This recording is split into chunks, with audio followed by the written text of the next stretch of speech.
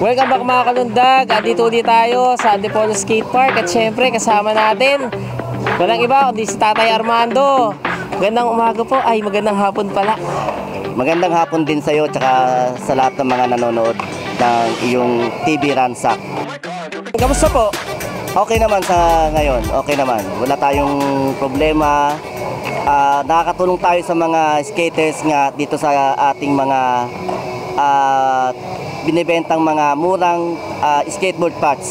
Tulad ng mga bearing, pivot cap, bushings at iba pa. Ilang taon na po ba kayo? 61 years old na ako, senior citizen na bali. Wow, 61 pero talagang parang napakalakas pa. Talagang Sa awa ng Diyos, tayo'y malakas pa rin. tagasan po kayo. Taga Tatalon, Barangay Tatalon, Quezon City. Ako, layo pa tatay ah. Opo, at tayo ngayon dito nga sa Antipolo. So, from Quezon City, nagko-commute lang ako. Una muna, magsasakay ng isang jeep, tapos mag-MRT from Bimapa Station to Antipolo Station. And then, isang jeep ulit, yung modern jeep, from Masinag Station to Antipolo Skate Park dito na. Tuwing kailan po kayo nandito?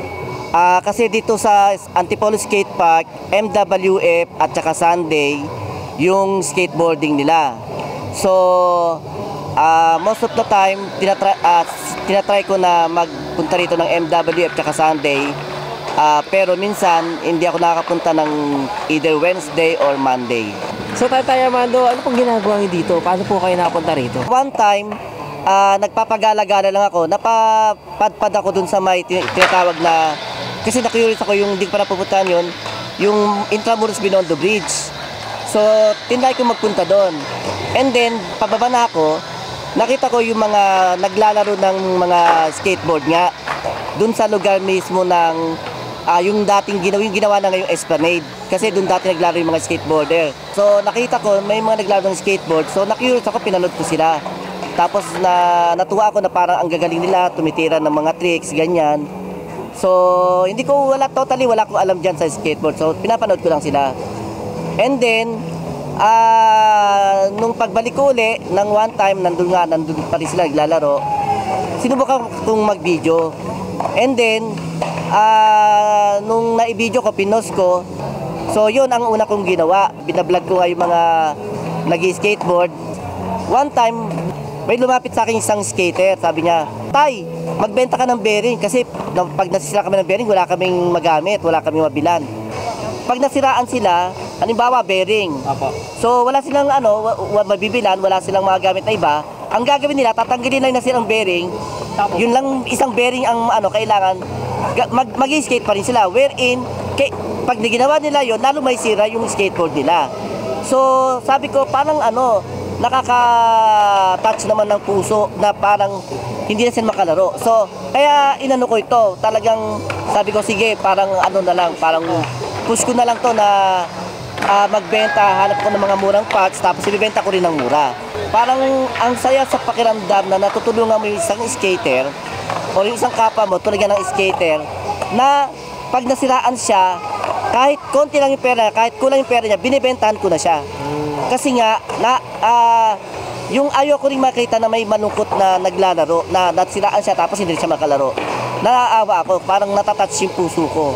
Maganda nga po itong may ganito sa bawat skate park. Kaya Opo. mas maganda nga po talaga sana kada skate park may nagtitinda ng mga Parang parts. dapat sana po ganyan. Opo. Para yung mga nag-skater na masisiraan, hindi matitigil maglaro. Talagang sila, makapaglaro uli kahit may balit lang pera nila, sa murang halaga lang, makakabili sila ng mga pamalit dun sa nasirang parts. May iba pa po kayong nilalapagan na spot? Kung bali ito, Antipolo Skate Park tsaka Valenzuela Skate Park, yun po yung yung talaga ang lagi kong madalas na lapagan. Pero kung sa spots, meron din sa may tinatawag na Binondo spot sa harapan ng simbahan. Meron din dun sa Almario spot sa harapan ng Almario Elementary School sa Tondo. At meron din sa Menjola spot dun sa malapit sa gate ng Malacanang sa Menjola. Okay, So, talagang yung mga talagang ang daming ko pala talagang nilalapagan at kilala talaga kayo sa mga bawat skate spot. Opo.